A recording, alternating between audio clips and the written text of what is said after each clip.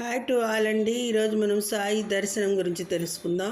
శివకేశన్ షిరిడీకి చేరిన కొత్తలో ఒకనాటి వెన్నెల రాత్రి ఎందు లేండి బంగ్ల పిట్టగోడ దగ్గర ధ్యానం చేసుకుంటున్న శివకేశవ స్వామికి నందదీపానికి దత్తాత్రేయ మందిరానికి మధ్య బండరాతి మీద కూర్చొని దర్శనమిచ్చారు సాయి.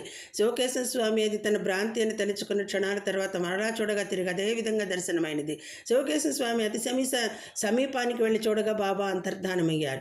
వేరొక పర్యాయం శివకేశవ స్వామి గురుస్థానంలో ఉండగా ఒక కుష్ఠరోగి వచ్చి బాబా తీర్థం ఇవ్వమని అడగగా స్వామీజీ తన గదిలో బకెట్లో గల బాబా తీర్థాన్ని ఇవ్వగా అది కాదు బాబా, మహాసమాధి దగ్గర రాత్రందు పెట్టిన తీర్థం ఇవ్వమని అడిగాడు. తన దగ్గర ఆ తీర్థం కలదని అతనికి ఎలా తెలిసిందా అని ఆలోచిస్తూ గదిలోకి వెళ్ళి తీర్థం తీసుకువచ్చేసరికి ఆ వ్యక్తి కనుమరుగయ్యాడు.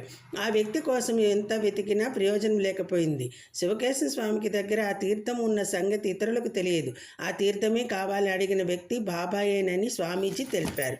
Okay, thank you all.